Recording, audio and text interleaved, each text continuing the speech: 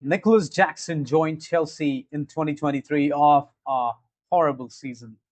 Chelsea had finished 10th in the 22-23 season. Thomas Tuchel was gone, Graham Potter was gone, Frank Lampard was gone, and Mauricio Pochettino was joining in with mixed reactions from the fans. There was a lot of hate for the joining players, for the joining coach in the fan base, while there also were sparks of some support for the future coming for Chelsea. And even though he has done fairly well in the Premier League, especially, he has been subjected to a lot of criticism, especially after the recent red card in the Newcastle game, which might just have cost Chelsea the Champions League. As I'm recording today on the last day of the Premier League, hours before the matchup. But how good has Nicolas Jackson been for Chelsea? And is it time for Nicolas Jackson to say goodbye to Chelsea, or is it time for Chelsea to ship away Nicolas Jackson, as many fans are demanding? Today, this is what I'm going to discuss on this channel. Now, when Mauricio Pochettino joined Chelsea, the fan base was very volatile. It was very reactionary. It was very unpredictable. There was a lot of fans calling for Pochettino's removal, immediate suspension of the contract, because Pochettino, as we all know, is a Spurs legend, and the players that we were signing were not just not known enough; they were also not convincingly good enough.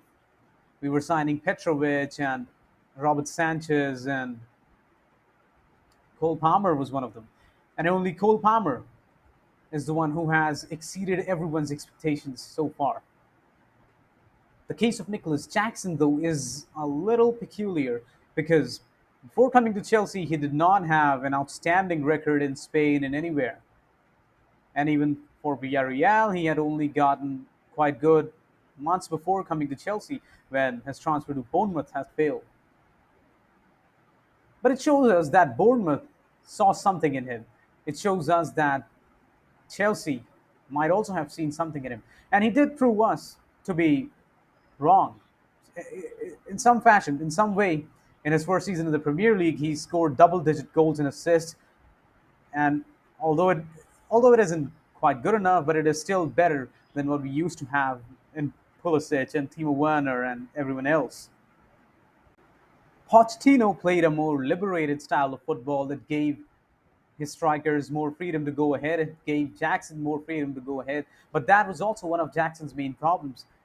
He he played a more individualistic style of football. He wasn't much of a team player. He focused more on his game, and although that instinct is a little impressive, it is a little desirable in any striker.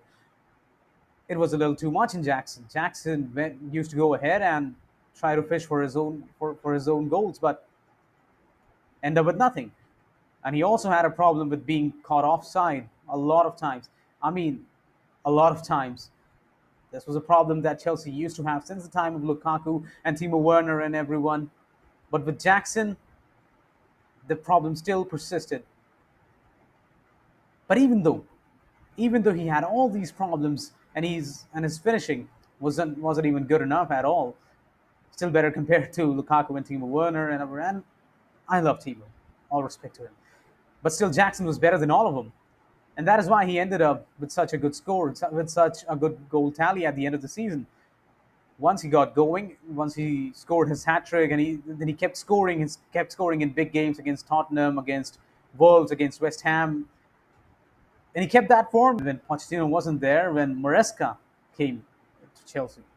Now, Pochettino's style of play meant that Cole Palmer also got a lot of freedom, and Cole Palmer's individual brilliance in that season meant that he had a generational season, and that helped Jackson too. Jackson formed a formidable partnership with Palmer, and in all those games when Palmer and Jackson linked up, Chelsea was guaranteed a win. Chelsea was guaranteed at least a good score. But that wasn't enough, because not only was there a perpetually perpetually aggravating question of Cole Palmer's injury or Cole Palmer's illness in the future, but also that Chelsea did not have a good backup striker either. which Chelsea covered up by bringing in Mark Giu and Joao Felix. And Mark Giu provided some great cover in the first half of the season.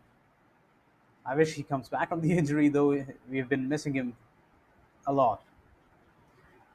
But that didn't mean that Jackson dipped in form or Jackson got any worse. In fact, he got better. In fact, he got better when the season started, and he benched all the other strikers at Chelsea. Jackson was leveled with some of the Premier League's best strikers, bar Haaland, of course, in the first half of the season. And he even was going to compete with Haaland at some point. But then the injuries happened and the illnesses happened. And when Jackson and Palmer both came back from that period, they just weren't the same players anymore. And even though Jackson got back into form quickly, he did that stupid thing in the Newcastle game and he got suspended. Now, that is a really foolish thing to do. But does that mean that Nicolas Jackson deserves to be shipped off from Chelsea? Let us look at his scores. When I look at my screen right now, I see that Nicolas Jackson has already scored about 10 goals and 5 assists this season for Chelsea. That is not a bad record, especially considering that the second half has been atrocious, but the first half of the season was excellent for Jackson. If he can continue that in the future, we would be good. But then come the problems. Him being caught offside a lot of times, his disciplinary issues with the red card and stuff. I've read somewhere that he's one of the most carded players in the league in the past couple of years. And that is not a good record to show. On top of that, he misses a lot of chances. He squanders a lot of easy chances. But that is probably due to a lack of concentration on chance being too easy. I think that could be done away with. That could be overcome easily if Jackson plays a more concentrated game, if he plays a more modest game, if he doesn't play with a lot of ego. But the same ego is the reason for the disciplinary issues. A striker should be a little hot headed in the game, especially in the Premier League, because that gives him a touch of that aggressiveness, that assertiveness in the goal that he desperately needs. But with Jackson, there is a little bit of overflow with the aggressiveness. And sometimes it can be foolish, sometimes it can be rash, sometimes it can be undesirable. I think that can be coached. Someone asked me on Twitter if discipline can be coached when I said that Jackson deserves a second chance. And yes, I do believe that Jackson can be taught discipline. I think if we bring in a good mentality coach, I know we brought a mentality coach from the New Zealand rugby team, I believe, or from some other sport, but that hasn't been the best of results. That hasn't yielded the best of results. I think Jackson can still be taught discipline. Being caught offside, that can be changed with the style of play if it somewhat changes. I believe if we bring in some better players. I know Jackson is not a traditional striker. Jackson is not a traditional striker that like Haaland or someone else.